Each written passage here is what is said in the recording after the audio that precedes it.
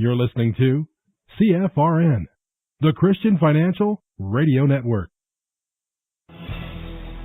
Good afternoon, traders, and welcome back to the CFRN Emini Futures Cast. This is the daily broadcast of Indeterminate Length, where we discuss all things Emini, along with some really big ideas on the finer points of trading gold, bonds, crude, sugar, the euro. Joining us today, Mr. Michael Borg. From our trading desk in Chicago, Mr. Burton Schlichter. Now, to get things started, let's go to our host and founder in Studio A, overlooking South Mountain, America's largest city park. Here's Dwayne.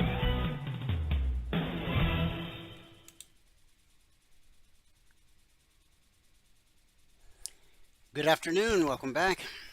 Today's Friday. Yes, it is. 27th day of June, 2025. Thanks so much for joining us. Whoever you are, wherever you are, we're just glad to have you right here, right now. We do 2 live broadcasts every trading day. Now, the first live broadcast, that's our live training room. That's reserved for our traders and those who are taking their 1-week free trial. If you have not yet taken your 1-week free trial, when Michael comes on at the top of the hour, he'll walk you through it step by step. It's a piece of cake. We'll get you indicators up and indicating today so you can kind of get familiar with them over the weekend. And then your trial will officially start Sunday night at 6 p.m. Eastern. That's when we go to work, because that's when the Globex markets open for the Monday session. And your trial will run all the way through next Friday afternoon at 5 p.m. Eastern, when the futures market closes for the week. Now, when the live training room ends each day at 11:30 a.m. Eastern, we take a 30-minute break and come back for this broadcast, the noon broadcast, which is open to the public. That's everybody, everywhere on planet Earth, and points beyond, with an internet-connected device. There's 2 different ways you can join the afternoon broadcast live. The best way, you only have to do it once. Go to mytradingiq.com. Scroll down the page to where it says Noon Broadcast. Click the link, fill out the 30-second registration form, and you're done. What will happen going forward is every trading day, you'll get an email about an hour before this broadcast starts. In that email, there's a link. So at 12 noon Eastern, all you have to do is click the link in the email, and it will automatically log you into our platform. The benefit there is you'll immediately have access to the question box, so you can ask questions and participate in the discussion. Of course, there'll be days you're out of the office, away from the desktop, but you still want to join live. And there'll be days when you're busy, can't join live, but want to get caught up later. Well, you can do both of those via our YouTube channel, which is easy to remember, youtube.com/CFRN. That's the Christian Financial Radio Network since 2005. But you don't have to remember all of that. Just youtube.com/CFRN. And while you're there, be sure to click the subscribe button and tick that little bell. Because in the near future, we're going to start doing some broadcast outside of our regular broadcast schedule. And so if you hit the subscribe button and tick that little bell, when we go live, for whatever reason, maybe I see a great trade setting up, you'll be notified. And you can jump on and see what's happening. Not only do we broadcast live every trading day on our YouTube channel, as we're doing right now, simulcasting, we also archive each and every daily broadcast. Currently, there are over 2,800 daily episodes archived for your educational and viewing pleasure. If you're new to our neck of the woods. It's a great way to get to know who we really are. In fact, thanks to the power of YouTube, you can actually see how we've evolved over the years. You can scroll back 6 days, 6 weeks, 6 months, 6 years, even more. Obviously, you're not going to watch them all, nor do you need to. But it's a great resource to have at your fingertips. And again, it lets you see how we've evolved over the years and lets you know we've been around a bit. Now, this is our schedule for the afternoon broadcast. Michael will join us, as I said, at the top of the hour. He'll give us a recap of what happened this morning in the live training room. Then we'll do some live trading on the TradingView platform. But we're going to start where we always do, and that's with our daily devotional. Now, the topic that we're on, we're in day 3 of 10. Holy hustle.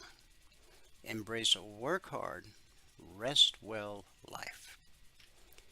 Today's scriptures, 1 Corinthians 12, verses 12 through 18, and I'm going to share it with you from the Message translation. You can easily enough see how this kind of thing works by looking no further than your own body. Your body has many parts, limbs, organs, cells, but no matter how many parts you can name, you're still one body. It's exactly the same with Christ. By means of his one Spirit, we all said goodbye to our partial and piecemeal lives. We each used to independently call our own shots, but then we entered into a large and integrated life in which he has the final say in everything. This is what we proclaimed in word and action when we were baptized. Each of us is now a part of his resurrection body, refreshed and sustained at one fountain, his Spirit, where we all come to drink. The old labels we once used to identify ourselves, labels like Jew or Greek, slave or free, are no longer useful. We need something larger, more comprehensive. I want you to think about how all this makes you more significant, not less. A body isn't just a single part blown up into something huge. It's all the different but similar parts arranged and functioning together. If foot said, "I'm not elegant like hand, embellished with rings, I guess I don't belong to this body," would that make it so? If ear said, "I'm not beautiful like eye, transparent and expressive, I don't deserve a place on the head," would you want to remove it from the body? If the body was all eye, how could it hear? If all ear, how could it smell? As it is, we see that God has carefully placed each part of the body right where he wanted it. Again, that's 1 Corinthians 12, verses 12 through 18. And it's also why when the doctor said, "Your gallbladder's got to come out," I said, I think I'm going to hang on to it. I was told 20 years ago, during a routine physical, they decided I needed some kind of scan, and they said, "Oh, your gallbladder needs to come out." I had some really good healthcare insurance back then, covered everything. And so 20 years ago, I said I would pass, and 2 months ago, when I had an episode and had to go to the emergency room, they said the same thing, and I said the same thing. I figure if God put it there, he put it there for a reason. Now, I know many of people have had their gallbladder removed, and many people have had their appendix removed, and their tonsils. And I'm not throwing shade on you because you did what was in your best interest. I mean, If you got an appendix that's about to burst, if that thing doesn't come out, well, they're going to carry you out. So, let me ask you a question. If you had children or have children, you're probably familiar with Legos. It's amazing how you can find them in the middle of the night on the way to the bathroom. Ouch. Well, I have 2 kids. They're grown now, but they love the Legos. Their collection began with just a few sets at Christmas one year, and then it grew into bins and bins of little colorful blocks. As my son and daughter built, the larger Lego pieces were used first. They're the ones that set the stage, the ones that overshadow the 100 little plastic bags full of nearly invisible parts, necessary and perfectly equipped for their purpose. Sometimes I want nothing more than to be like those larger Lego pieces, the established, obvious choice. But the larger and more impressive Lego pieces don't make as much difference once the building is finished. Not like you might think they would.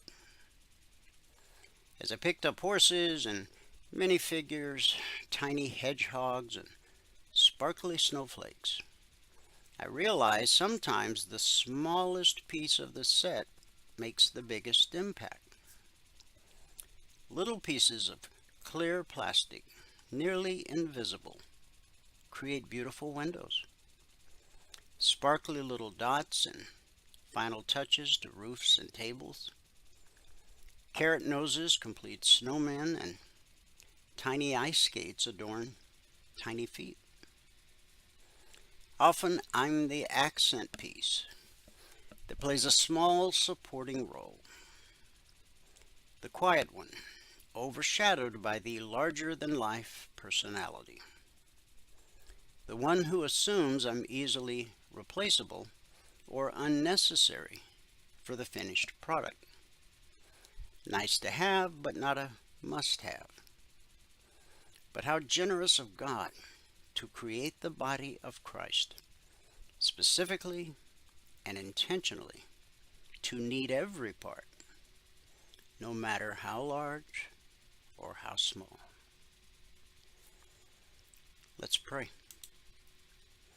Heavenly Father, thank you for making us one body in Christ.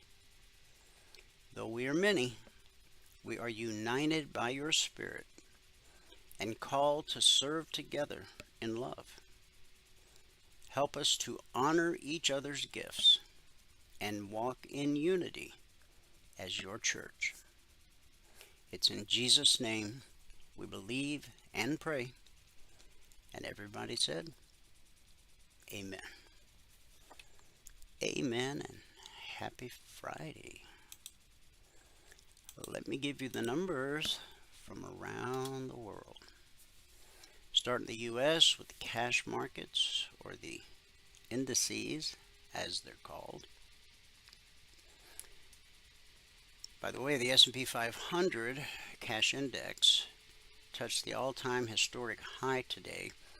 I haven't checked to see if it broke it and held above it. But here we go. The Dow's up 532 points, 1.25%. The Nasdaq's up 124 points. S&P 500 is up 43 points. And the Russell 2000, our man in the street, is up 10. In the commodity basket, crude oil is down a penny, trading 65.23 last. Gold is down $60, trading 32.8790 last. That's a drop of almost 2%. Silver down 57 cents, but still trading 36 0.01 last. That's a drop of 1.5%. In the Asian markets at the close, the Nikkei posted a gain of 566 points, 1.5%. The Shanghai dropped 24. The Hang Seng fell 41. And in the European markets at the close, FTSE up 63. The DAX up 383, which is well over 1.5%. And the CAC gained 134 points. And for the CAC, that's over 1.75%. So we had a mixed day in Asia. It was a green day for the UK. And it's a big green Radio Friday here in the US of A. And you know how we love it when those four major indices are all the same color. As futures traders, we don't care if they're all red or all green. We just like them to be all the same color, because that's when you get better follow through on your trades. All right, let's go to the global news first, then we'll do Wall Street, and then we'll do the local news. The Supreme Court ruled yesterday that South Carolina can lawfully remove Planned Parenthood from its Medicaid program, barring patients from suing to protect their choice of health care provider. The 6-3 decision, split along ideological lines, found that while Medicaid guarantees access to any qualified and willing provider, federal law does not give patients the legal right to sue the state to enforce that provision. The state excluded Planned Parenthood from its Medicaid program to prevent public funds from supporting organizations providing abortions. Planned Parenthood, which received more than $792 million from government sources in 2023, about a third of its revenue, offers a range of reproductive health services. The state argued any funding indirectly supports abortion, even if not used for those services. Medicaid covers about 1 in 5 Americans. Critics warn the ruling could reduce access for low-income patients and encourage other states to follow suit. Now, the Supreme Court's about to take their summer break. This is their last day in the robes on the bench. They'll be back. I think they take 3 months. So there's 6 more decisions that the court will announce today before the summer break starts. And I think I've got a couple of them in my Wall Street articles. Anna Wintour has announced she is stepping down as editor-in-chief of American Vogue after 37 years in the role. The 75-year-old fashion icon will continue to serve as global editorial director at Vogue and chief content officer at Condé Nast. Vogue has not announced a replacement as of this writing. Wintour worked her way up in British and American Vogue before leading the so-called Fashion Bible in 1988. Her first cover, November of 1988, caused a media stir for its breezy, laid-back look with model Michaela Berku in Guess jeans. Remember those? Once upon a time, the age of disco. I guess that was a little after disco. Guess jeans, well, they were something. I don't know if you can even find them. In fact, if you have a pair, you might be able to sell them on eBay. Wintour later became known for celebrity covers, including Kanye West and Kim Kardashian, leading up to their 2014 wedding. Separately, away from Vogue, she has organized the Met Gala since 1995. As the face of fashion media, Wintour's life has been the subject of multiple books and movies, including allegedly inspiring Meryl Streep's character in The Devil Wears Prada. If you never saw that movie, it's entertainment, but there's a lot of truth in it. The Devil Wears Prada. And Meryl Streep, whatever her political views, she's a pretty good actress. Now this is important. A team of UK-based scientists seeks to write human genetic code from scratch after receiving over $13.7 million in initial funding from Wellcome Trust, the world's largest medical charity. The Synthetic Human Genome Project was announced yesterday, 25 years after researchers completed the first draft of the Human Genome Project, a 13-year, $2.7 billion effort to map human genetic information. Since numerous diseases from cancer to autoimmune disorders stem from gene mutations, supporters hope the new project will drive advances like virus-resistant cells to repair organs. The findings could also improve food security by enabling engineered, weather-resilient crops. However, critics warn of ethical risk, including misuse of human-made DNA to create enhanced humans or biological weapons. The lead researcher successfully created an E. coli genome in 2019. Researchers estimate it will take up to 10 years to complete the first human chromosome, with the next 5 years devoted to making small sections of DNA for testing in human skin cells.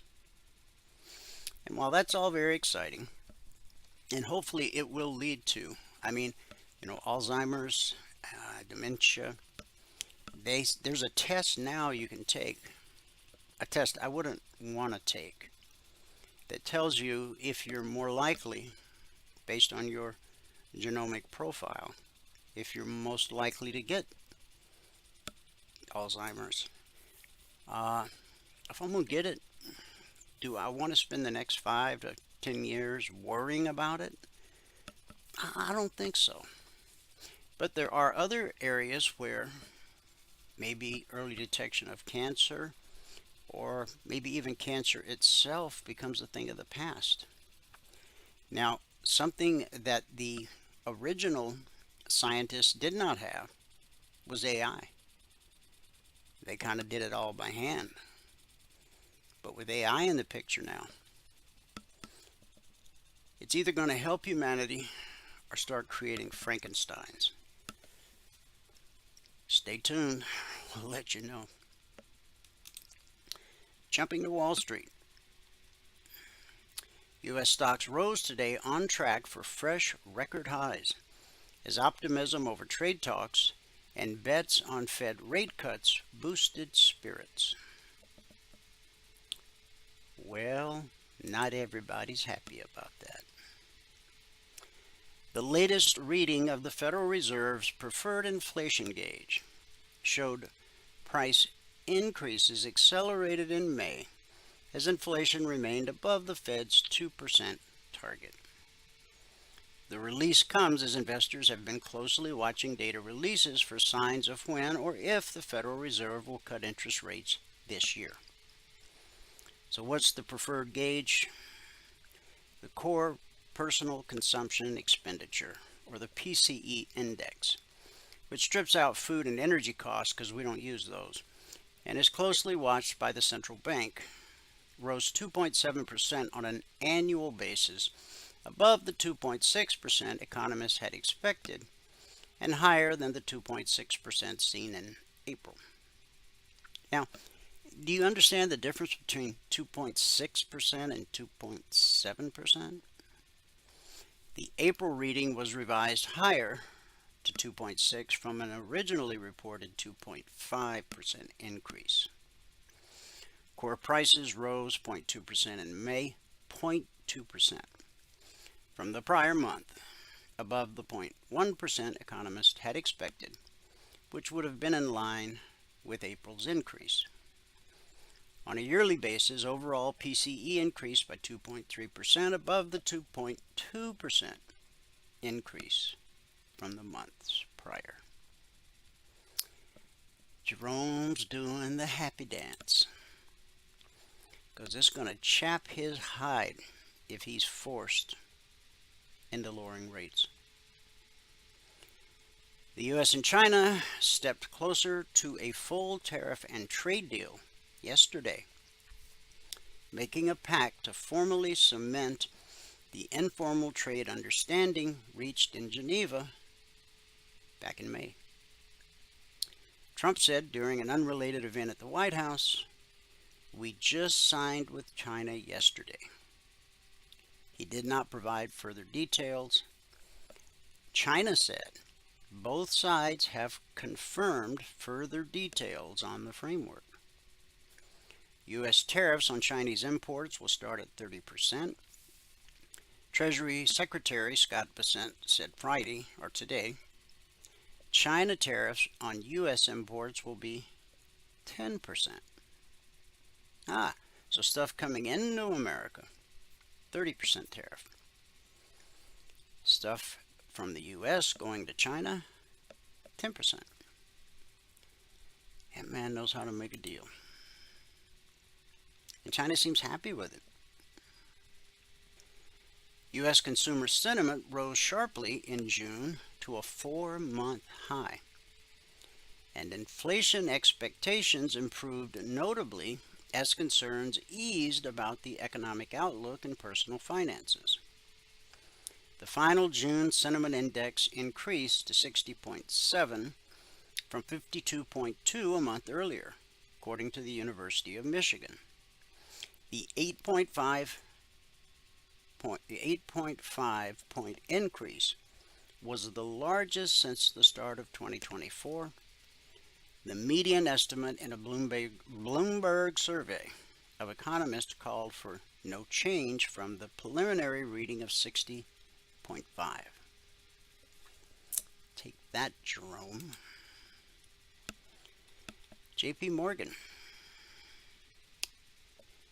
Their shares have climbed nearly 40% from the lows in April and set record highs this week on a grab bag of positive developments. But to Baird analysts, that's too far, too fast.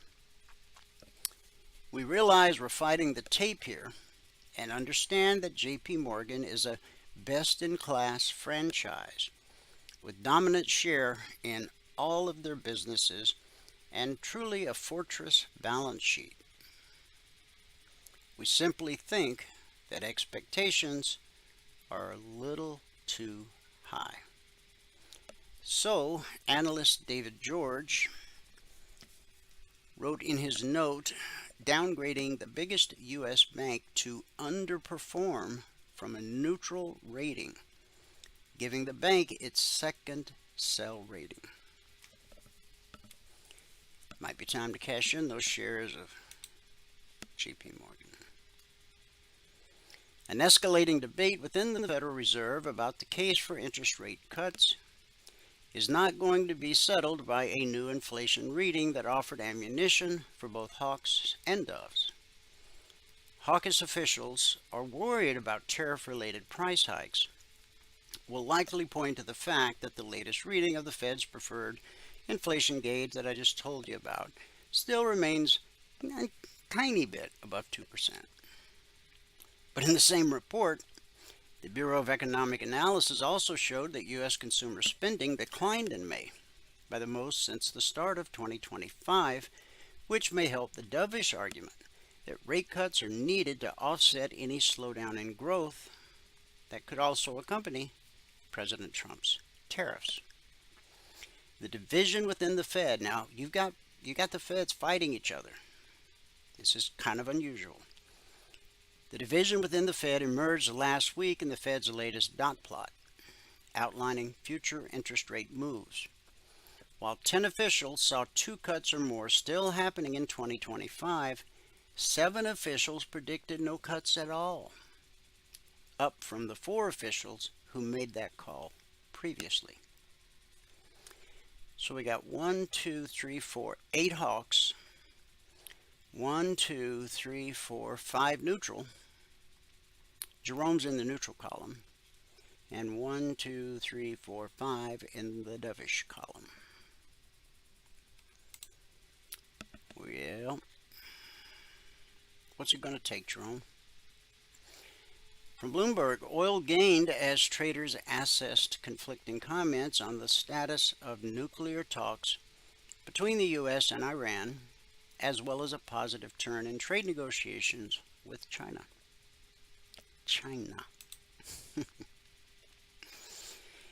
And Treasuries fell Friday today, but remained on course for a third straight weekly gain, with benchmark yields near the lowest levels since early May.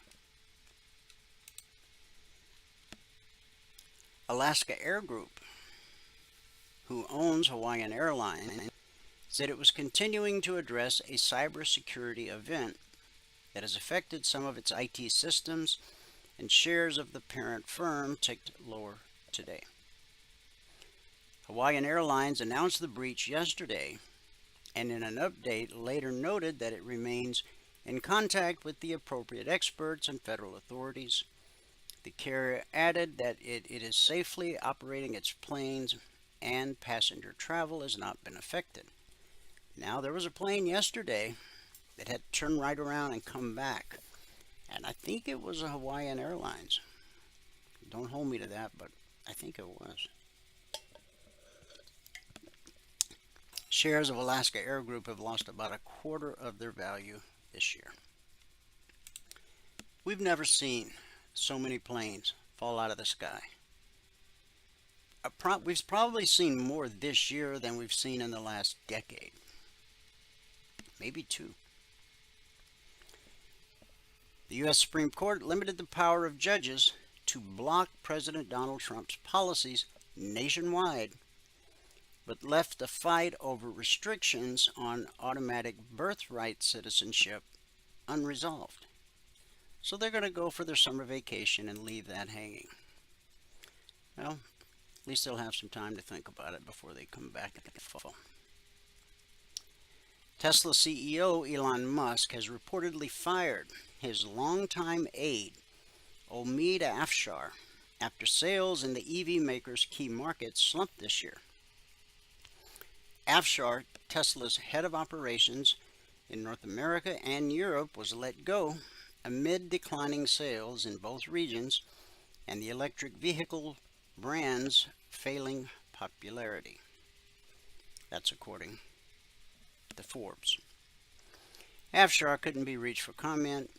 He posted on X on Monday praising Musk following last weekend's robo-taxi launch in Austin, Texas. "Thank you, Elon, for pushing us all," he wrote on the Musk-owned social media platform. Well, I guess that kiss up didn't have the power expected. So let's go to the local news. And of course, I'm talking about Logic 247. It's our 24/7 around the clock E-mini alert service. Not just E-minis, but also crude, gold, and silver. We're in week 360. Over the last 360 weeks, we have issued 19,998 individual handcrafted alerts. And what we've averaged on a weekly basis is 20% or less of the alerts being stopped out based on market structure and a simple process we teach all of our passport holders. Valerie did the recap this morning at 8 a.m. I haven't issued any in a couple days. I'm trying to stretch it out because we're 2 alerts away from hitting the big 20,000 round number, and I haven't decided what I'm going to do once we hit that 20,000 mark. So when she did the recap this morning, since the markets opened this past Sunday night, we've only issued 22 alerts this week. Usually by a Friday, we're somewhere between 50 and maybe 75. 2 never triggered. Still waiting on the outcome of 3.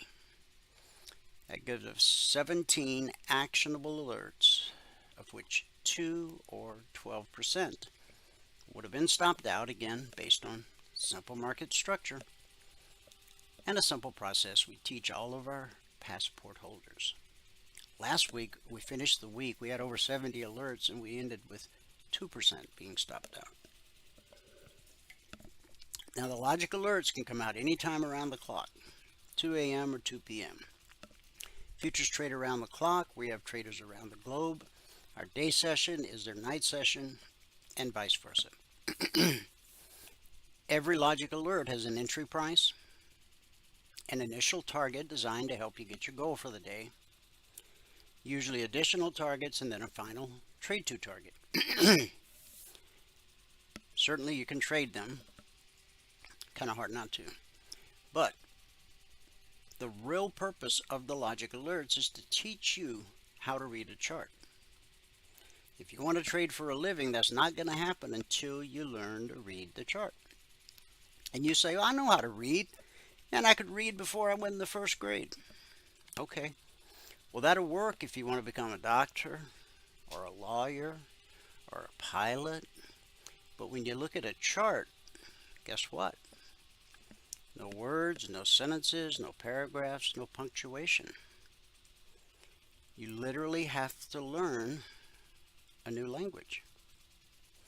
And you have to understand how price flows. And that is the true purpose of the logic alerts. And the fact that you can trade them is just gravy, because the logic alerts go out hours ahead of them trading, or triggering. Sometimes a day, sometimes 2 days. And sometimes they never trigger. But eventually they will. Maybe not this week, but important prices, important areas are almost always tested. Now, 360 weeks, we know, is a very long time. But long before we had Logic 247, we had our original alert service, the Concierge Trade Alerts. They're different. Different how? Number one, they don't come out around the clock. Typically, they're posted 5 minutes ahead of the Globex open. We all know today's the Friday session, but the Friday session began last night at 6 p.m. Eastern. So all of our traders and all of our trial members had all of these targets 5 minutes before the market opened. S&P 500, the Dow, the Russell, crude oil, the NQ, gold, and silver. So let's go take a look at the charts and see what happened with those alerts. Now we always start with the daily chart of the S&P 500, the bellwether. And while we haven't taken out the all-time high in the futures market, we did touch it this morning on the cash index. Those are two different numbers. The cash index, you can't actually trade that. So man had to create derivatives like futures and other instruments, options, so that you could trade the index. Now the high of the day so far, futures, 62.39. I got it at 37 and a quarter. I'll fidget with it later and get it as close to the mark as I can. This green line is called the BBC. It stands for Bull Bear Cross. When price crosses below the green line, we're bearish and expect lower prices. When price crosses above the green line, as it did on April 24th, we're bullish and expect higher prices. Now, during this downtrend, I was using reverse fibs. In other words, I drew the fibs from the high to the low. And I said once we broke this previous bearish cross, I would put regular fibs back on. So now our fibs are from the low to the high. I encourage you, whether you trade stocks, futures, crypto, Forex, ETFs, spend just 2 minutes with the daily chart, whatever you're about to trade, before you drop to your smaller time frames and start trading. Now you probably think, well, I don't really trade the daily chart. Neither do I. But it's where I get a lot of information. You see, institutional traders, the ones with the really deep pockets that trade in huge size, they're the ones that actually move price. They look at daily, weekly, and monthly charts the way you and I look at 30-minute charts, 5-minute charts, tick charts, and range charts. Has everything to do with account size. So, the first thing is you get a free look over the shoulder of the deep pockets that move price. Now, what have they been doing most of the day? Now, this is a daily candle, so of course there's been some pullbacks along the way, but they've been pretty short-lived, and you'll see that when we go to the 30-minute chart. So number one, you get a free look over the shoulder of the deep pockets. You can see what they're doing. I'm just going to tell you, it's easier to trade with the flow than against the flow. And I'm not talking about the flow on that insurance commercial. Is it Progressive? Yeah. Now, along with getting a look over the shoulder of the deep pockets, you're also able to identify where the next major resistance will be. And it's right there, where blue turns to red at the top of that candle.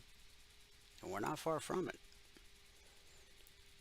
Looks like it would be, roughly 62.50, we'll call it. And what's our high today? 62.39. It's not far. Okay, but it's important information to have. Also, if you're going to find resistance, now you need to know where support is. It's at the daily step line, at blue and climbing, the BBC. Price always reverts to the mean. In our case, the mean is green. We call it the BBC. What's really amazing is that as price reverts to the mean or pulls back to the BBC, the pullback holds more often than not. Like there, like there, like there, like there. Then eventually, we trade through. Just like we eventually traded through up here on February 21st. So, once price closed above the BBC, the first pullback held. And then the second pullback held. And then the third pullback, and then the fourth pullback. Get the idea? The pullback holds more often than it doesn't. Now, all alerts are created on the 30-minute chart. Nothing magic about 30 minutes. It's just the time frame I chose years ago. They say if it's not broke, leave it alone. So, I have. Yesterday on this live broadcast, and you can go watch it if you missed it, youtube.com/CFRN. We drew in this long window of opportunity, and it filled about 90% on this move. Then this move filled it, and then this move filled it again, and then this move filled it again. Now this morning, Michael was having some internet difficulties, so I took the charts and I drew in this long window of opportunity in the live training room. And after I drew it, it filled once, and it found resistance at the highest weekly trading zone. Then it backed up and it filled the window a second time, and then it backed up and it filled the window a third time. Now 62.24, up to 62.28. That's 4 points. 1, 2, 3 times. We're actually above the highest weekly trading zone. Now, based on the last 15 and a half years, what we expect is by close of business today, price will be at or below the highest weekly zone. Well, what if that doesn't happen? It doesn't happen. It's not going to change anything. Certainly not the way we do the zones. We've published the zones for our members since December 14th of 2009. 15 and a half years. They come out Monday morning at 6:15 a.m. Eastern, and once they're published, they're carved in stone for the entire week. They don't change in any way whatsoever. Now, notice how this step line, on the way up, you had the step line and blue and climbing. But you see how the step line is starting to kind of hook to the right? When the black step line crosses to the right side of blue and climbing, we anticipate a retracement back to the BBC, which could very well have us closing out the week at or below the highest weekly trading zone. These vertical lines separate today, Friday, back here's Thursday, back here's Wednesday.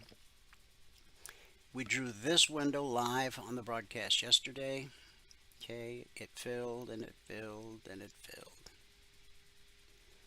And then the one we drew this morning filled 3 times back to back. Love it when that happens.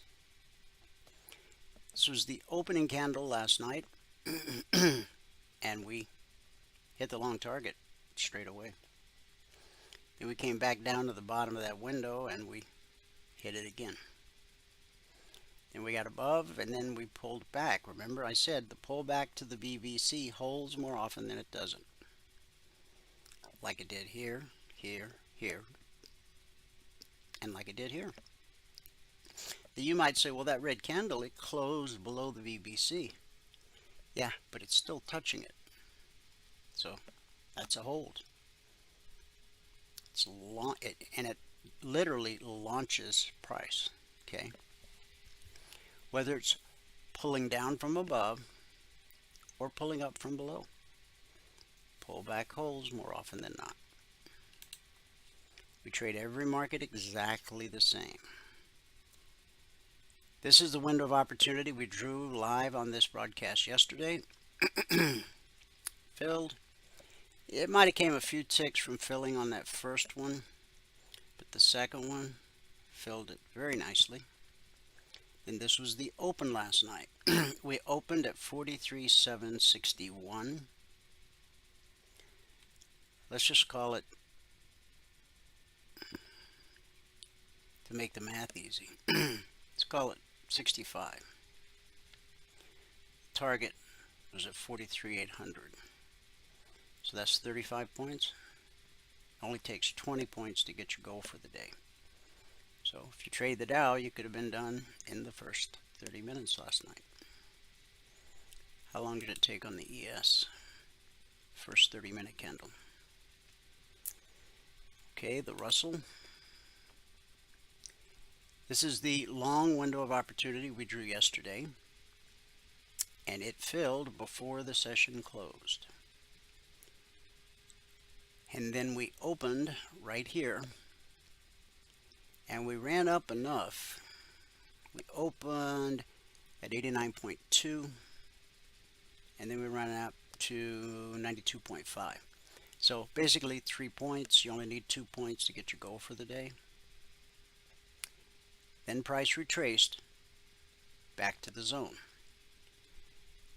When price drops to a weekly trading zone, we expect support until proven otherwise. When price rallies up to a zone, we expect resistance until proven otherwise. Only one of 3 things happens when price encounters a weekly zone. 70% of the time will be consolidation. 20% of the time will be rejection. 10% of the time, the slice. Now, see, the step line is about to cross blue and climbing, and we're getting a red candle. So look for price. Now, this is not the highest weekly zone on the Dow. Highest weekly zone on the Dow, or the Russell, I'm sorry, way up there. All right, let's go to the NQ. This is the window of opportunity we drew on the broadcast yesterday, live in real time. We failed. And then once we got back below the window, we failed again. And this was the opening candle last night, and the first 30-minute candle ran right up to the long target, giving you your goal for the day. Then price pulled back to the top of the window, found support. We got a leg, a retracement, a leg, and a retracement. The pullback to the BVC held, just like it held here. Just like it held here. Pullback holds more often than not, like it did here, and here, and here, and here. You get the idea. Now the step line is trying to cross red and falling. This window was drawn this morning in the live training room while I had the charts. Michael was working on his internet. Filled once, filled twice, filled 3 times. Now, if we find support at blue and climbing, we could fill it a 4th time. But the fact that the step line is trying to cross blue and climbing, I think we'll see a pullback to the BBC first, and then we could continue higher or test the highs of the session, or we could come back down to the top of the long target. Now, I point this out quite often. When price trades through a long or short target, on a pullback, that long target can actually become support. Initially, you think of it as potential resistance, but on the pullback, it becomes support. And then this window, drawn live in the training room, 1, 2, 3 times. Now, 22,794 up to 814. So 6 at 14 is 20. That's 20 points.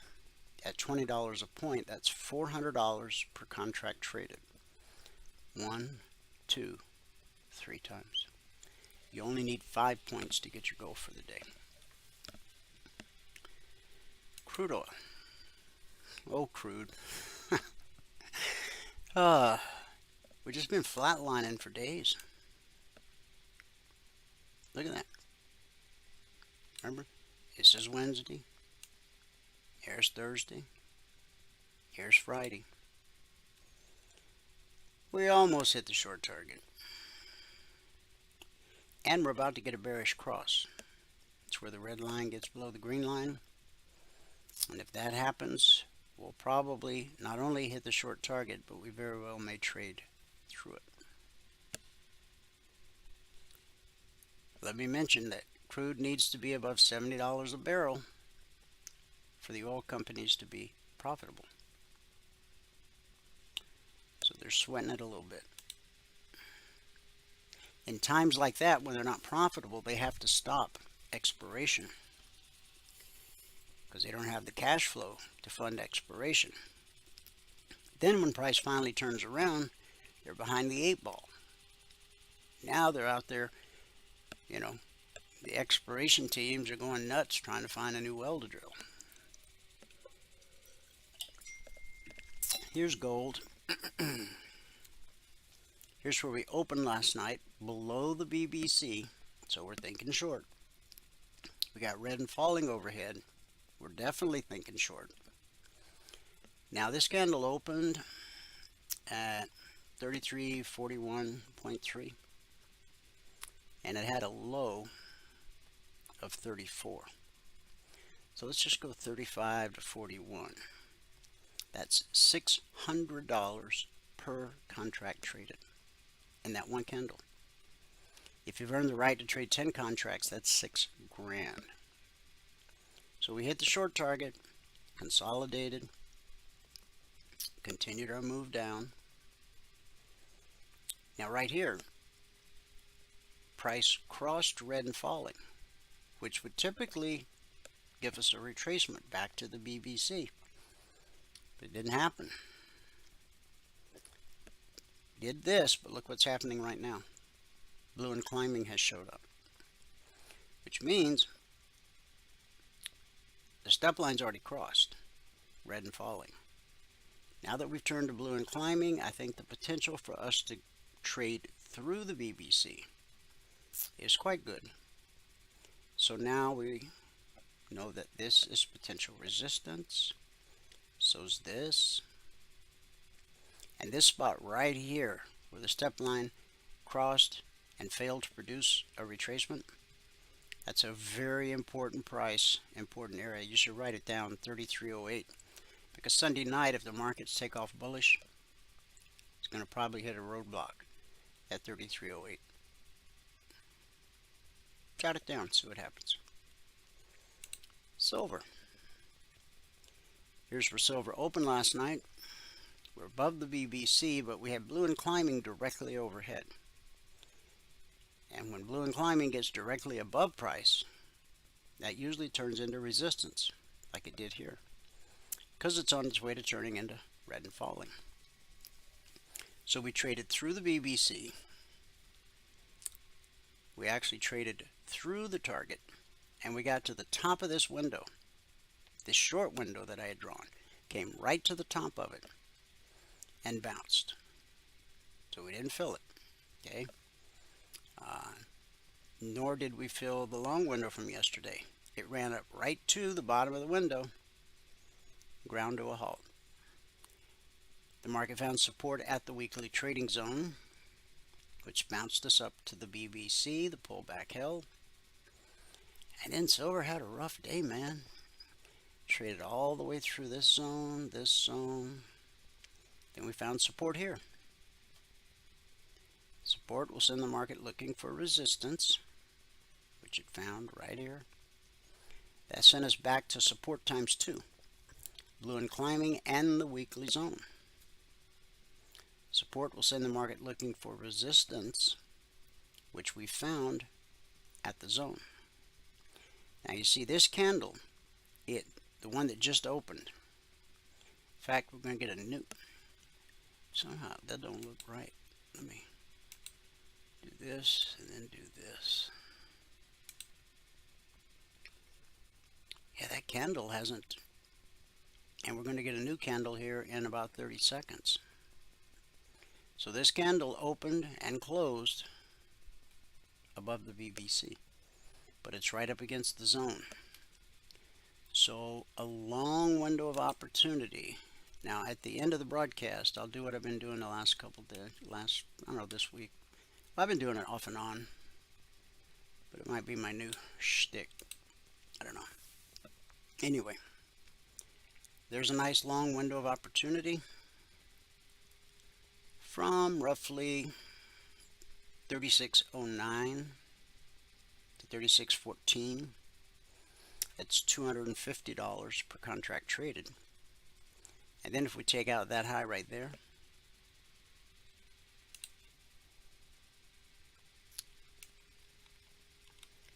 then we've got this nice window. Okay, 3620 up to 29. That's $450 per contract traded. Okay, Michael's here. He's going to give us a recap of what happened in the live training room this morning. Then do some live trading on the TradingView platform.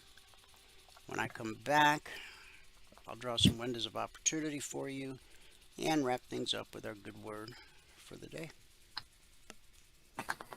I had to reboot again. Did you? Or it actually kind of rebooted on me. It was shut off when I got back to it. Is that your new machine? Yeah, it is. It's under warranty then, right? Yeah, it should be. It's only a few months old. Yeah. Well, yeah. I don't know.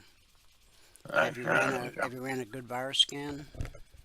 Yeah, it actually had a full one run overnight. It said this morning. It was good. Okay. So, I don't know. I'll play with it over the weekend and see what I can figure out. All right, buddy. Well, your screens look good, so take it away. All right. Here we go. Make sure I got everything open here. Looks like I do. All right. Good afternoon, everyone. Today is Friday, the 27th day of June, 2025.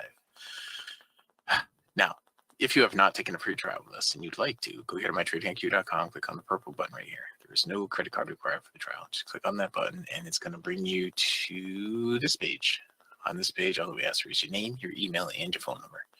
Down here at the bottom, it gives you TradingView login ID. All right, when you give us that, we will be able to enable your indicators and get them indicating for you on your platform. All right. All right. Results. We had a much better day today than yesterday. And if you're going to read the spreadsheet, you have to read all the CFTC risk disclosures down at the bottom. Today is the 27th day of June, 2025. Today we lost 16 on the Yankee Look. These last couple of days, we were minus 16, minus 56. Well, I guess we had some good days this month. Overall, we're up on the NQ more than anything else. But we're minus 16 today on the NQ, plus 12 on the one trade we took on the Russell, plus 71 on the gold. Gold is where we got the gold for the day, by the way. Gold was pretty good to us all day. We did have one stump out on gold, but we got it right back. And plus 18 on the ES overall. Put us at $915 with one contract this morning. $915 with one contract this morning. And today I took one trade and 1 minute to get to the goal for the day. At that point, we had $120 with one contract, or $1,200 with 10. And we took a total of 21 trades. So on the month now, we're at $14,472 over 17 business days, averaging $851 per contract per 2-hour business day. On the year, we're at $154,942 over 108 business days, averaging $1,434 per contract per 2-hour business day. Now, if you were to quit trading when you get your goal for the day and had one contract per month, so far this year, you would have only had to work 13.21 hours, and you would be up $60,627 gross. Net would be $58,465. The average hourly rate gross would be $4,587, and net would be $4,423 if you did everything just like me. All right, it'd be 865 round turns. It would have been so far. So far this year, that's including all the additional contracts. So if you break it down, it's not that many trades, right? It's 310 trades, it looks like. No, I'm sorry. Yeah, something like that. 310 trades, I think, is what it is. But it would have been 865 contracts traded. All right, that number is really pretty small when you think about it. It's only a little bit bigger than twice the size of that. All right, so if you think about that, that's the number of trades. It's because of these days where I get one. So far this month, out of 17 days, I think 1, 2, 3, 4, 5, 6, 7, 8, 9, 10, 11, 12 out of 17 days this month, we got it on the first trade. So tell me there isn't something about starting at 927. Look at how many days we got in 3 minutes or less. 1, 2, 3, 4, 5, 6, 7, 8, 9, 10 days we got in 3 minutes or less. It's definitely something to be said about that. Anyway, let's get into the trades. We'll start out with gold, since that's where we got the goal for the day on the very first trade. And it was right at 927, I believe. I'm going to go back to the very beginning here. Right here. 926.55 is when we took the trade, and we got the goal for the day. It ran all the way down here. I thought I got 25 on that, but it ended up just being 12. It ran down there. It was a pretty quick trade. We put it on, and just it snapped down there really quick. It gapped. You see right there. It had that big gap, and I had a target on at 12. Actually, I had a target on 25. I had a trailing stop at 12, and it came back and snapped me at the trailing stop. But anyway, 12 ticks on the first trade. Then 10 ticks on the second trade got us to 22. Then 9 ticks on the next trade got us to 31. Then 25 ticks on this trade got us to 56. Then we had our stop out right here. Right. There were some more trades in here, I think, right? This one right here was a pretty decent trade. This one right here was a pretty decent trade. Not there. That was a good trade right there too. I didn't get. And we finally got this one. I stopped out on that. That put us down to 41. Then we got 15 on that, put us right back to 56. Then went from 56 to 61, so it was a 5-tick trade there. Then from 61 to 71 was a 10-tick trade there. I believe that's where we ended up with the gold. We got some really sideways action here in the last half hour. We didn't do anything there. Though all the markets were pretty flat here in the last half hour. And we took the one Russell trade in that period, I think. We might have had one ES trade and one Russell trade in that period. During the break, not a lot more happening here during the break. There was one gold trade you could have taken right here, and one gold trade you could have taken right here. Now, the way that this works right here, when it's like this, right, and you get the down close here at the midpoint, when it goes into the oversold, as soon as you get this bar right here closing up like that, it makes it look like it's not the midpoint right there anymore. It makes it look like the midpoint's up here. But you're actually taking the trade off the midpoint, the bounce off the midpoint from right here. It did that a couple of times right here. Just in real time, it looks a little bit different. Okay, I just want to point that out to you. So we ended up with plus 71 ticks on the gold. And the next one over is the Russell. We only had one trade on the Russell today, right there. And we picked up 12 ticks on that. One lonely trade on the Russell. It was, it was going through the overbought for quite a period right here. Going through the 100% retracement for quite a period right here. Okay, and then it was going through it here on the way back up, and then up here once it finally flipped directions and it put the midpoint down here instead of up here. Then you had an opportunity in here, but it didn't work out. And where it came out of the oversold, it reset everything over here. It spent a lot of time going through the 100% retracements. It did today. So there wasn't a lot of opportunity on it. See, all over here. It was making big legs up and big legs back down. It was just whippy, and it was keeping you out of the trading, which is not a bad thing. All right, so on the Russell, we just had that one trade, and right here, this is where it pulled back to. All right, it never pulled back to the midpoint. If you actually draw it yourself, and this, I went over this in the partners meeting last night a little bit. When it redoes it like this, the midpoint was right in here. So you could have shorted this midpoint. Could have shorted the down close off the midpoint right here. It wouldn't have gone anywhere. Still working on that. It is still working on that. Okay. And that was that. So the Russell, we ended up with just those 12 ticks that we took.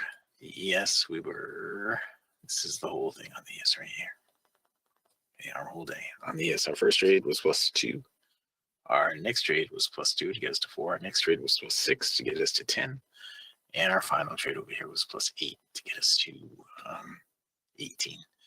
Now, this morning I was having some issues, and hopefully I'm not having them right now, but this morning I was having some issues with my audio because my internet was kind of messed up. And then I kind of think my headset was messed up too. I want to go back and listen to this recording. Actually, I'm gonna make a little recording right now on the side just to see what it looks like. Or what it sounds like from this end. It's possible. It is possible that it's GoToWebinar that's causing the problem. Because right now I'm doing a recording. When I put my mic on, it's on right now. When I shut it off,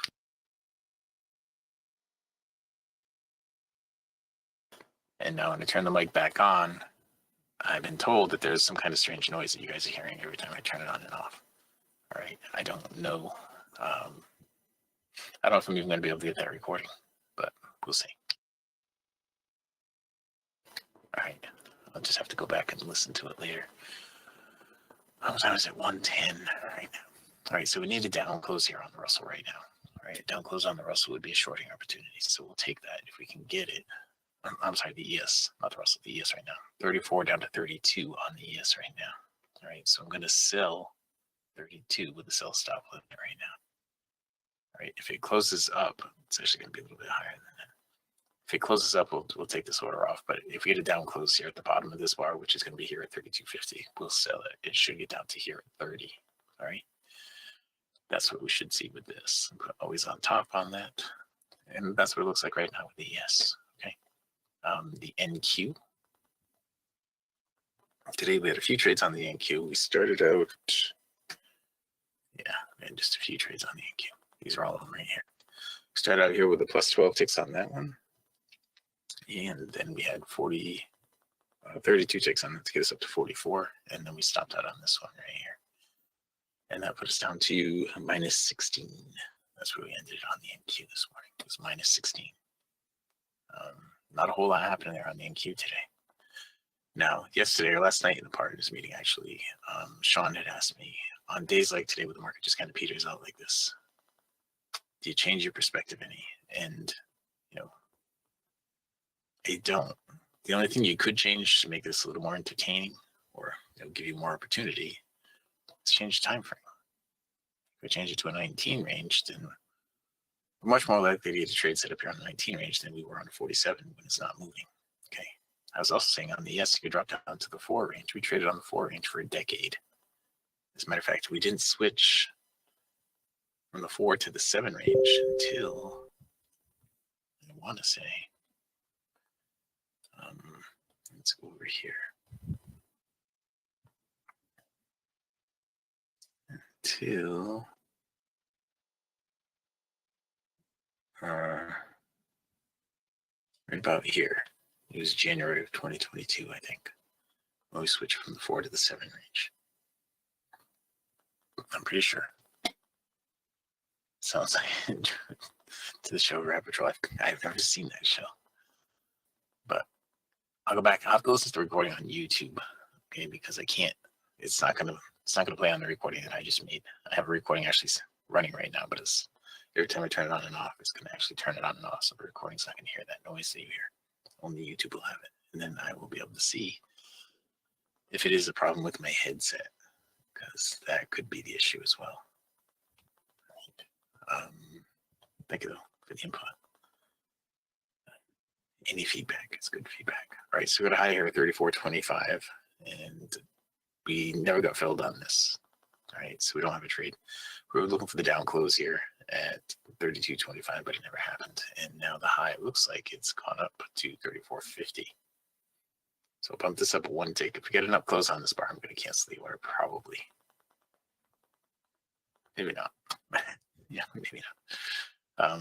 We'll see. We'll see what happens on the up close. If he gets an up close and it goes higher, I'll cancel the order. But if he gets an up close and goes straight down, I'll keep the order on. Because I would still put the order right here. When it comes out of the overbought, still put the order right here at the midpoint. Okay, you've been hearing that sound for at least a month. I've had this headset for at least a month. I remember I switched headsets about a month ago. If I look in here, and this, dig in this magical drawer. This one says backup number 2. And this one says backup number 1. All right. So I got my backups numbered. So let me try this one and see if I switch to backup number 1, if it changes for you guys. Okay.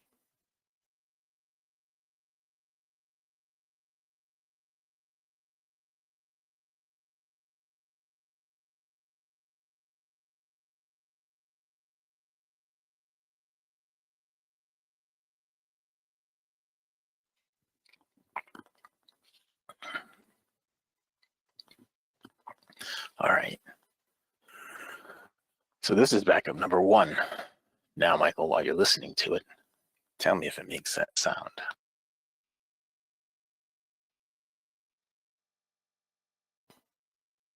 Okay, I turned it off and back on. And this is backup number 1. Did you hear the sound that time? We're about to get entered into this trade over here right now.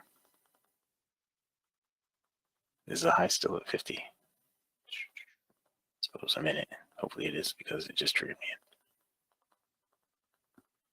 in. It was still at 50. Good. Okay. So did you hear it? If I shut it off and then turn it back on, did you hear the noise that time? Okay. All right. Well, I can stay with this headset. I can make that other one backup number 1. This one seems to be working. Right, when this gets down to 31.50, we're going to bump the stop to break even here on the ES. It is now 116. The NQ is actually just about got a long trade too. So get ready for that. So they're going in opposite directions here, the ES and the NQ. I don't like it when that happens. But that is where we are right now. The ES is the one we're in right here.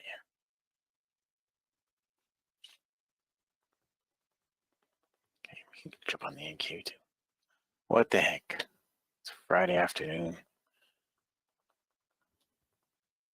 Hopefully one of these wins. Hopefully both of these work out and they don't both stop out. That would be an awful end of the day on a Friday for me. But I'm really thinking the down direction is what it's going to do here. But the NQ was a valid trade, wasn't it? Yeah, it came out of the oversold. That was a valid trade right there. And so was the ES.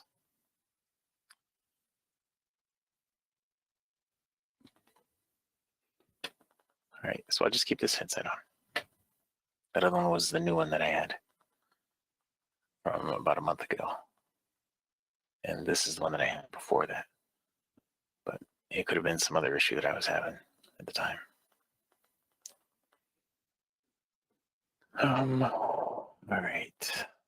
So I'm still waiting for 4 ticks in profit on this. I'm still waiting for 20 ticks in profit on this. Okay.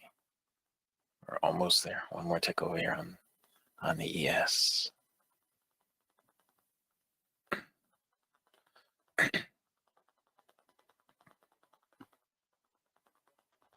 There it is. So ES is going to break even. So I'm not going to lose anything on the ES. And now the NQ, hopefully it's going to move up enough to get my stop to break even on it anyway. It looks pretty bearish right there, though. It doesn't look good at all. So hopefully we get a big trade here on the ES counter the NQ stop out there. We're looking like we're going to get, we'll lock in 4 ticks right here on the ES, okay?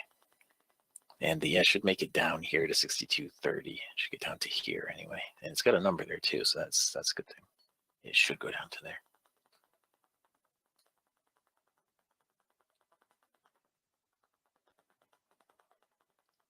Get down there. Get down there.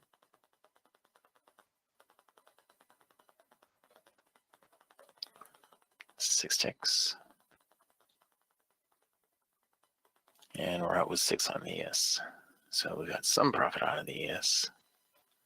And I don't know what happened to my Russell Dom. Where is my Russell Dom? Here it is over here.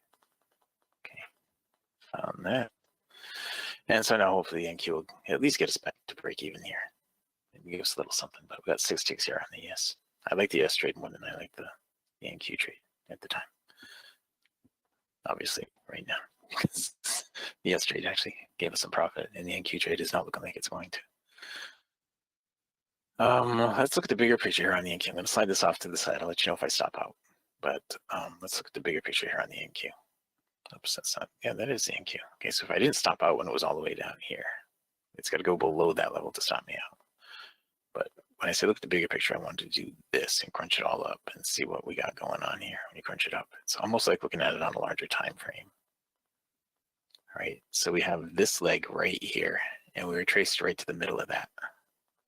So if you were drawing, here's that order, by the way. Let's put it over here. We'll put it always on top. If you were drawing trend lines down the top and down the bottom, it would look something like this. Okay, that's your upside, down the top and up the bottom. I mean, it would look something like that right now.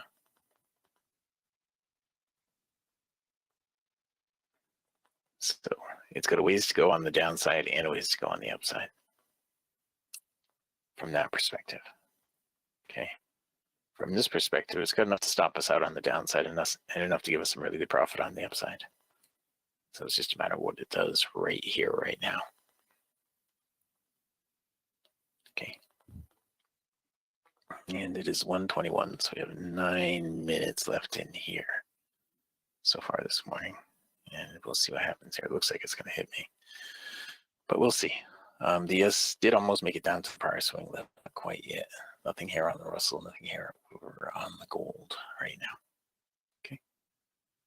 We'll see how things go.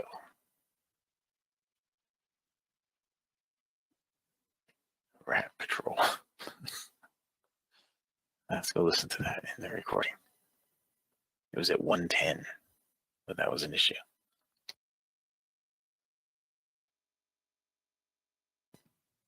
So here at 121, I turned it off and on again. It's on. Okay, I turned it off and back on. And you didn't hear anything strange that time. Hopefully not. If you didn't, then we'll just call this one a good one. We'll put the other one as backup number one.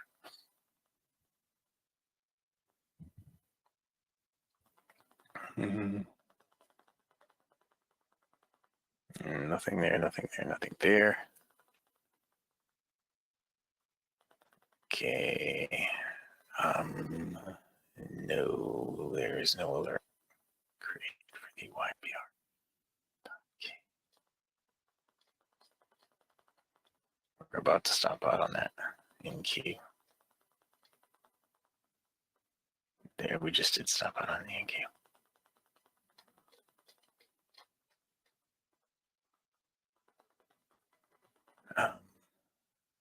So slide that back over here on the side. And we had a blue trade here and a red trade right here. We went long way over here on that. That took a long time to stop out. Seemed like that really did give us any profit, but now we flipped down the YBR, so we're going to be looking for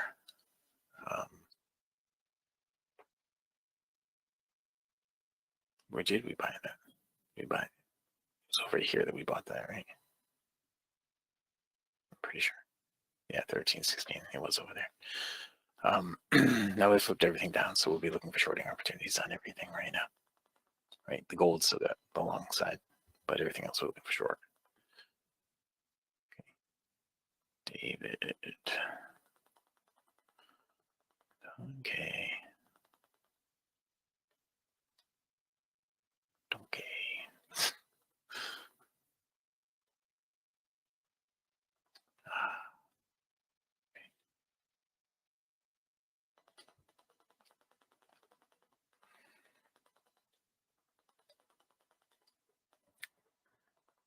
And, well, let's see.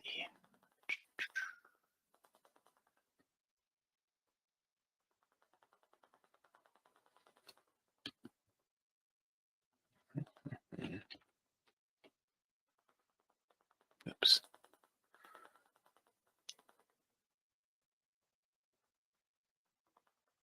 Even now, Michael, or a few minutes ago on the other headset?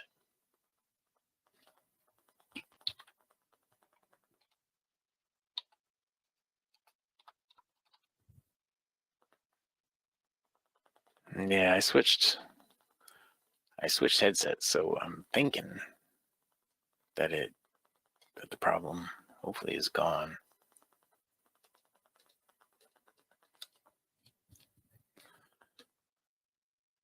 Okay, good. All right, well, we're running out of time anyway. We only have about 4.5 minutes left. If we get into the overbought here on the NQ, we have a chance to make that back. We just went right through that lower trend line that I drew. All right, and we did get some profit on the ES. We had one stop out on the NQ, and we don't have trades anywhere else right now. The Russell's going to flip the YBR down, so we'll look for a pullback up here to the midpoint once it flips the YBR. Okay, and we need an up close here right now on the NQ, and up close on the NQ.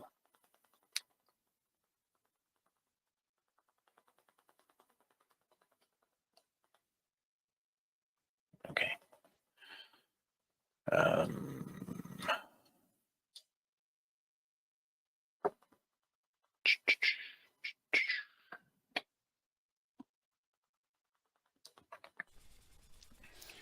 So, what did I miss? I was communicating with somebody on the other computer who's... Not too much. We had one stop out here on the NQ that took forever to happen, and then we had a nice trade here on the ES that happened pretty much right away. Nice. We have a trade here just about to happen on the NQ. If we get a down close on this bar, we might be able to get that back from the last trade. Now, look at the high of the bar. This is for everybody who doesn't know how to do this. Look at the high of the bar right here. When you hover over it like this, you can look right here or you can look up here. Either one. And you'll see what the high of the bar is. The high is at 77.25. Subtract 12 from that. That's going to be 65.25. Subtract 12 points from that. All right. That's where you want to have your sell stop limit. 65.25. Right? And you can put that order on right now. Just like that. Just okay. Like that. 12 points below the top of the bar, waiting right there. That means the bar is going to close right here at 65.50. That is 47 ticks away from the top. That's why we have a 47 range. I got it on a 19 range. Hang on. That's why it looks so different. Okay, hang on.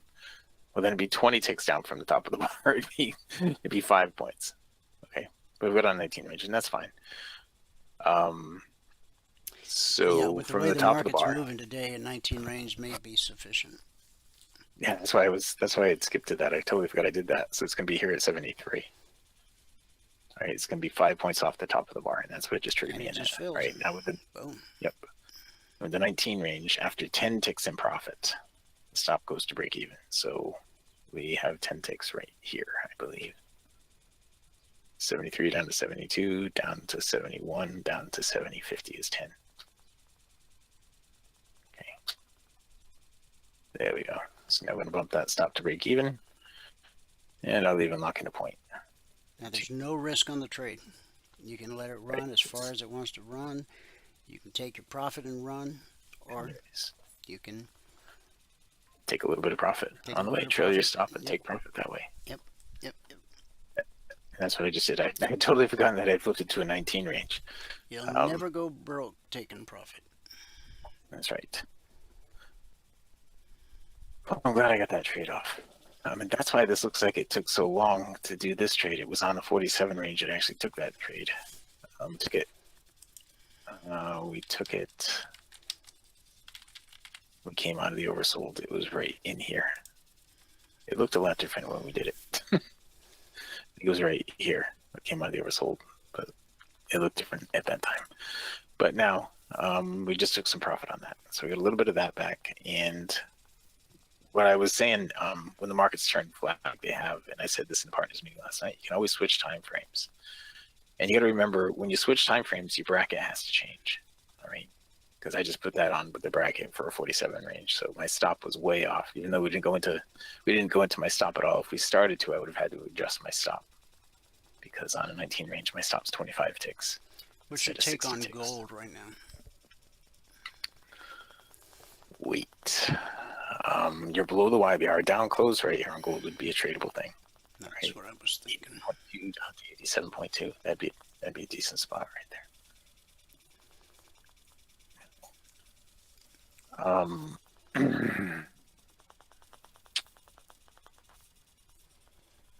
Yeah. That's the my take on that. lowest weekly zone on gold is 3283/4. Really, it's right here. We're really close to that right now. At the end of the week. Interesting. Well, it is time. It is time to wrap things up. The time has come to say goodbye. Yes, certainly has. To all our noon friends. Yes. We're just about to get that down closer on the gold. And there it is. And we came on. Oh, that's a sweet spot. Yep.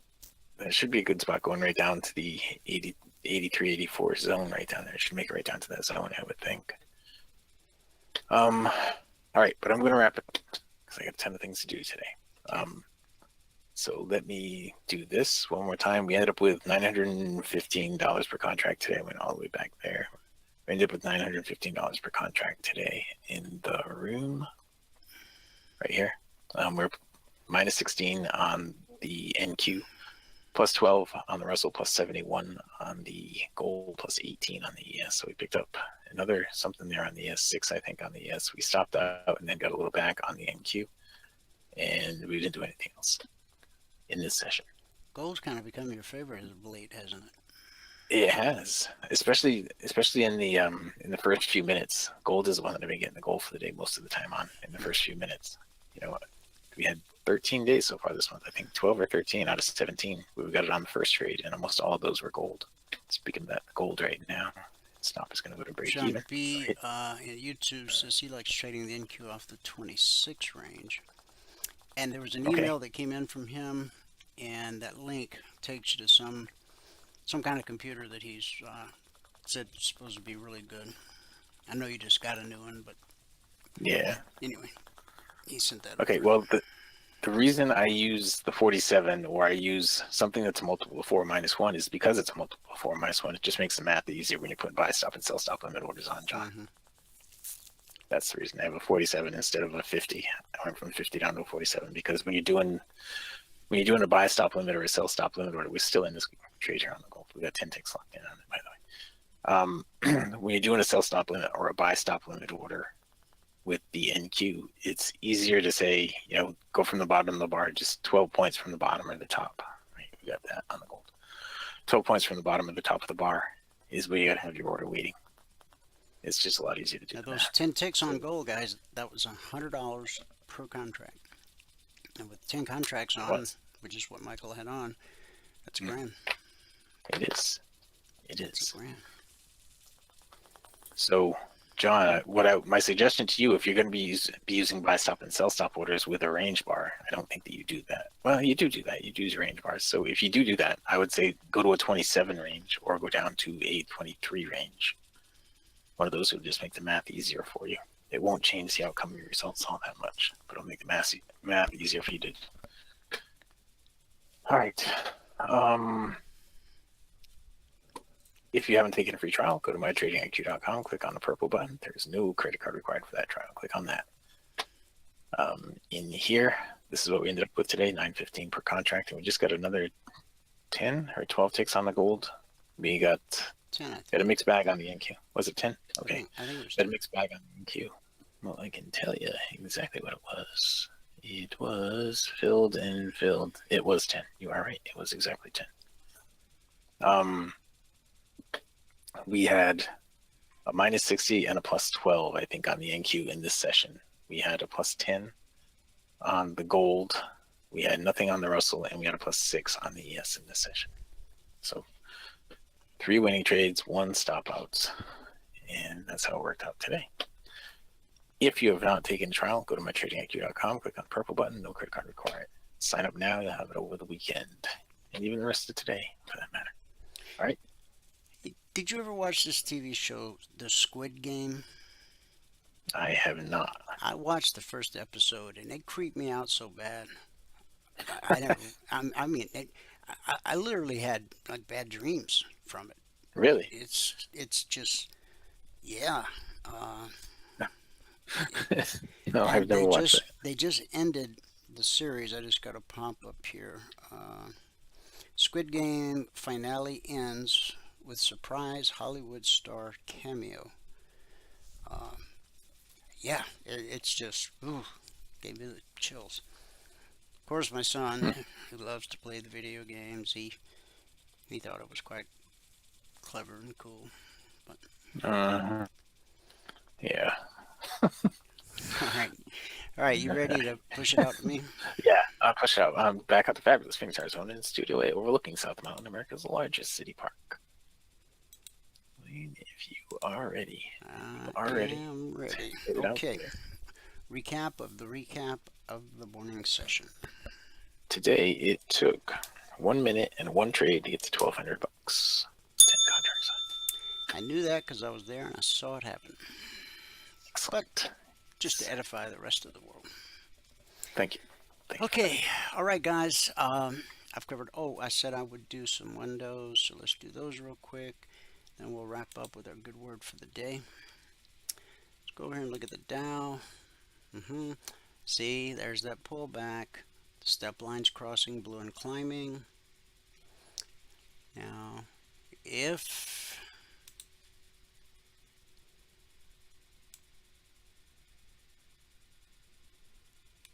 the Dow attempts to go any higher today, We'll call it 245 up to 265.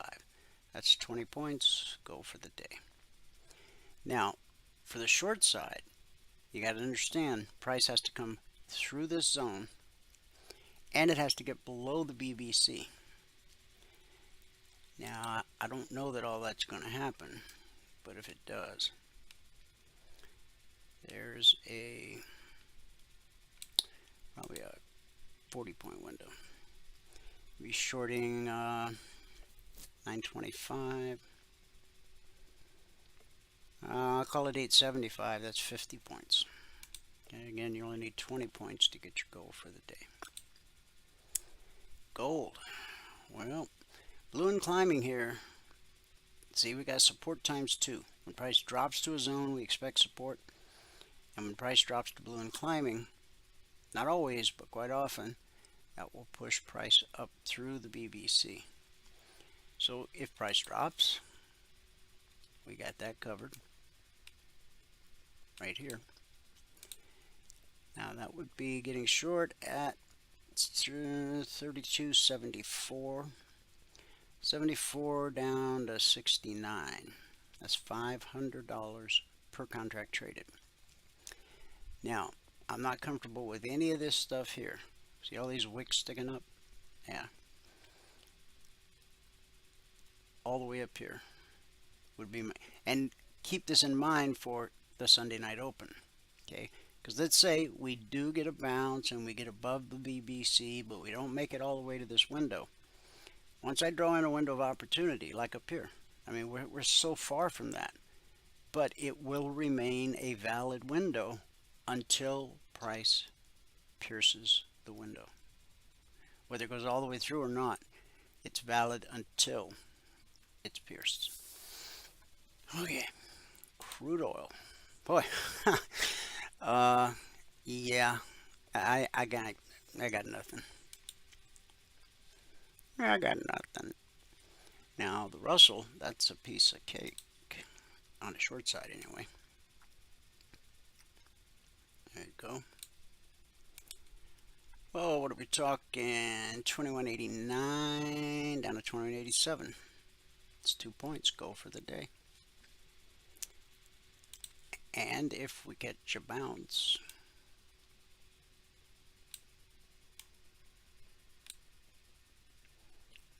pull that down just a little bit. Yeah. We're talking on the long side 22.03 to 22.05. It's 2 points. Go for the day. ES. This is the window I drew this morning in the room. So if the market tries to go higher, and it could, although I think we're due for a pullback to the BBC. So yeah, that's a little big.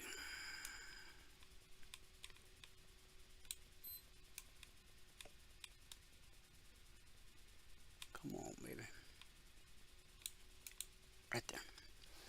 Alright, so that'd be along as 62.36 up to 38. Okay, 2 points. Go for the day. Now, if price comes back to the BBC and the pullback holds and we start to move higher, this long window that I drew in the room this morning that filled 1, 2, 3 times, it'll be valid again. But if we start to break down, then your short window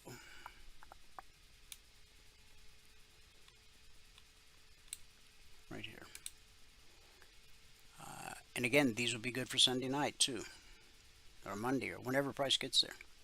62.12 down to 62.08. That's 4 points. That's 2 points. That's 4 points. In Q, this is the window drawn in the live room this morning.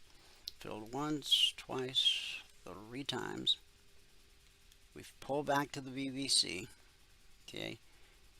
And the step line is just now crossing blue and climbing. So on the short side. I like that very much. And if we bounce off the BBC, this long window still be valid for another run. And it looks like that may be what happens. But you know what? Be careful right here. Remember, you only need 5 points on the NQ to get your goal for the day. I would let price get above. See this candle right here? It just touched the bottom of the window. I'd let price get up to, say, 22,800, up to 22,810. That'd be $200 per contract traded. And I guess that leaves just silver. Already drawn 2 long windows overhead on silver. And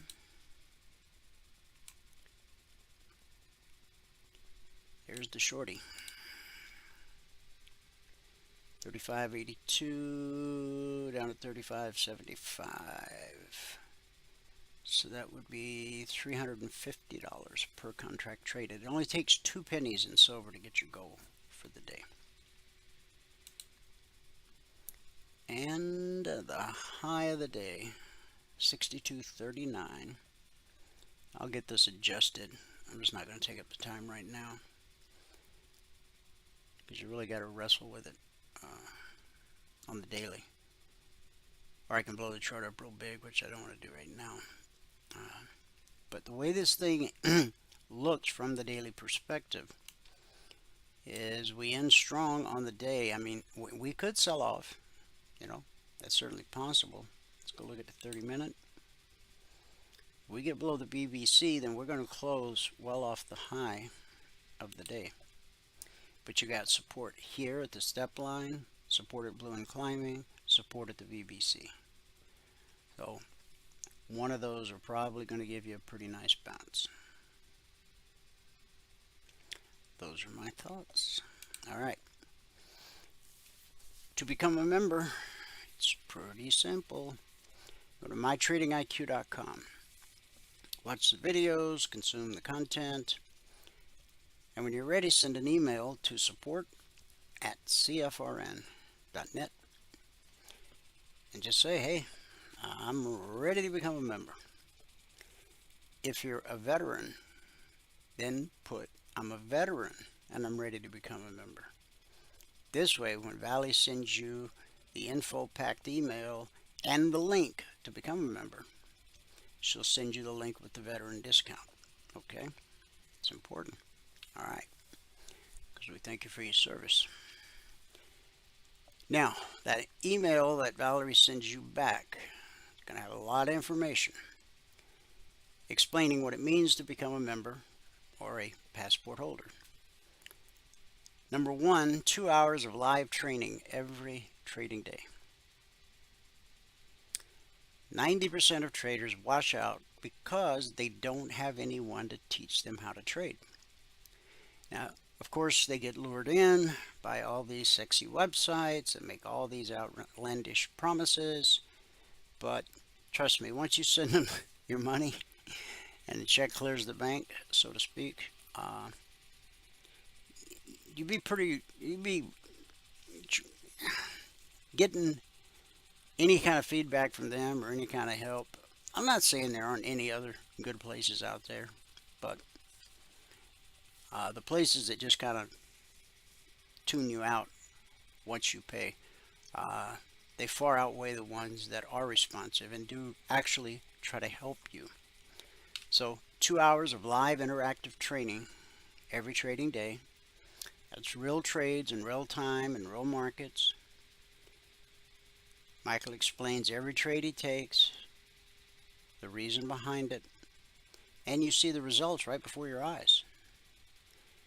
Now, while he's doing that, you're listening, you're learning, and you're trading along in your demo account so you can qualify to go live. You don't become a member and immediately start trading live. That's just a good way to blow up another account. And the whole reason behind what we do is hopefully so that you won't blow up another account. if you learn, if you're patient, if you have discipline, if you follow the rules, it's going to be real hard to blow up another account. Not impossible. We give you the info, we give you the tools, we give you the support. But you got to bring the patience and the self-discipline. And if you know you're not a rules follower, that you just, for the life of you, you can't follow the rules, whether it's in football or golf or whatever, don't waste your time, because this is a rules-based trading methodology. Now, along with the 2 hours of live training every trading day, you get private one-on-one mentoring. All you got to do is ask. The strategy you learn, the indicators you own as a passport holder, are fluid across all markets and all time frames. Futures, stocks, crypto, Forex, ETFs, it doesn't matter. Price flows the same across all markets and all time frames. From support to resistance, back to support, back to resistance, over and over, again and again. It's a never-ending cycle. It's simply how markets work. As a passport holder, you get the Logic 247 alerts around the clock, the concierge trade alerts the second they're published each evening. Monday morning, 6:15 a.m. Eastern, you get the weekly trading zones. Once they're published, they're carved in stone for the entire week. They don't change in any way whatsoever. And every Thursday afternoon, you'll get an invitation to join us for the members-only workshop every Thursday night at 8 p.m. Eastern. And you're going to get the key that opens all the private channels in Telegram. Now, we have public channels in Telegram so that while you're on your trial, you can talk to our traders and ask them questions like, hey, what was your journey like? Hey, how long did it take for you to catch on? You know, how are you doing now? I mean, we have no problem with you talking to our traders because we take care of our traders. If they're having problems, they book mentoring sessions, or they come to the workshop and ask questions, or they ask questions in the morning in the live training room. So, in fact, we encourage you to talk to them so that you know. Let them tell you what makes us different from the other places you may have been a part of, so that you can make a well-informed and intelligent decision if what we do is right for you. Now, on the members-only workshops on Thursday night, we record those, and they go into the private members-only workshop channel in Telegram. Well, remember, when you become a member, you're going to have the golden key that opens all the private channels in Telegram. So there'll be literally hundreds of members-only workshops with a little synopsis below each one that covers the main points we discussed. So do you need to watch them all? No. If you find yourself with time on your hands, you can always go through that library, and you might spot one where we cover something that you go, oh man, I want to know more about that. So watch the video. Fast forward to the part where we're actually talking about that. Here's the bottom line.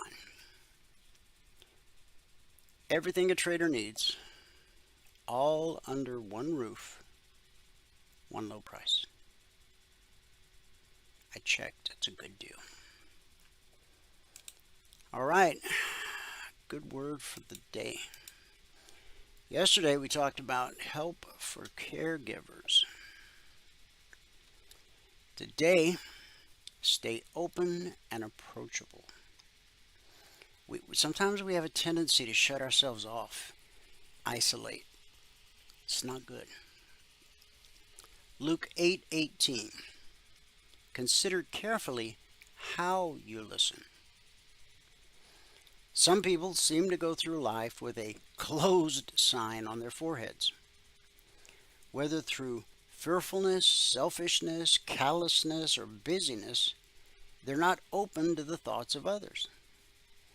And that can cost you dearly. Take a moment and ponder these scriptures. Proverbs 15:32. He who disdains instruction despises his own soul, but he who heeds rebuke gets understanding. Proverbs 24:32. When I saw it, I considered it well. I looked on it and received instruction. Proverbs 9:9. Give instruction to a wise man, and he will be still wiser. Teach a just man, and he will increase in learning. People who are receptive and approachable generally display these three qualities. Number one, they show sensitivity towards people's feelings. And here's something interesting. Although they themselves are emotionally steady, that doesn't mean they expect others to always be that way. They recognize that good people sometimes have bad days, so they attune their approach to the feelings of others and adjust how they relate to them. Number two, they understand other people's weaknesses because they're aware of their own. American novelist Edgar Howe said, "Express a mean opinion of yourself occasionally. It will show your friends that you know how to tell the truth." Open and receptive people are honest about their abilities and their shortcomings. And number three, they have the ability to forgive others and to ask for forgiveness. That, my friend, takes humility. And God loves a humble man or woman. American author David Augsburger wrote, "Since nothing we intend is ever faultless, nothing we attempt ever without error, and nothing we achieve without some measure of finitude and fallibility, we call humanness." This means you're human.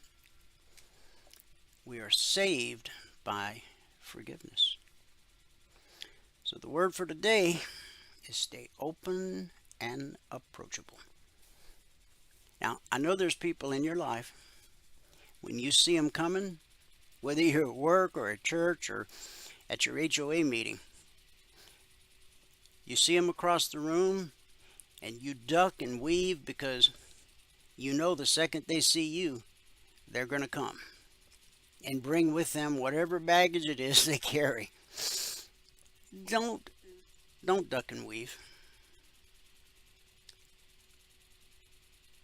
Greet them with a hearty handshake and an open mind. Hear them out. It may be the same claptrap you've heard 100 times before, because they only have one speed, and it just repeats itself over and over and over. But listen, and then try to put yourself in their shoes. Okay, what's going on in this person's life that has them so hyper-focused on this one thing? Or maybe they're just always negative about everything. Either the punch is too sweet or it's not sweet enough. It's never just right. You know who I'm talking about. You have people like that in your life. Stop avoiding them. Stop evading them. God has put them in your life and in your path for a reason. Doesn't mean just so you can preach at them and slap them upside the head with the Bible. Maybe they just need somebody to really listen to them. And if you will spend some time truly listening, and I don't mean your eyes are wandering all over the crowd like, how in the heck can I get out of here? But just really listen. They're not used to that.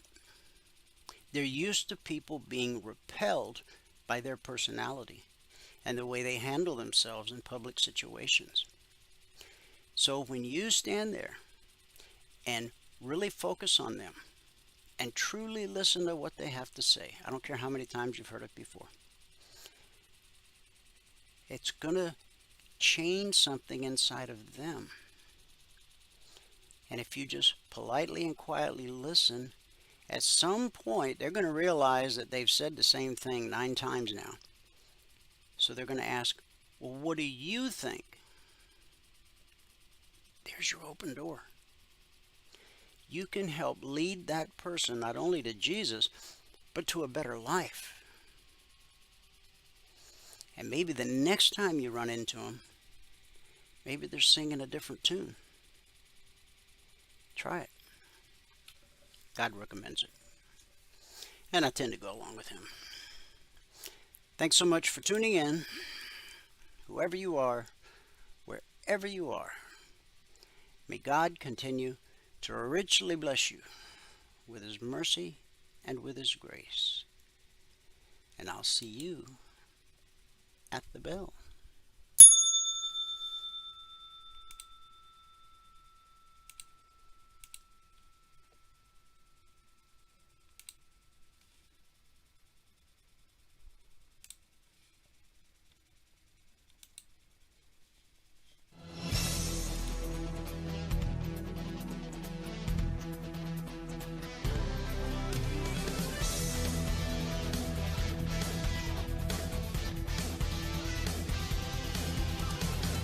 Remember this, there is no greater return on investment than to see a human life changed and given hope.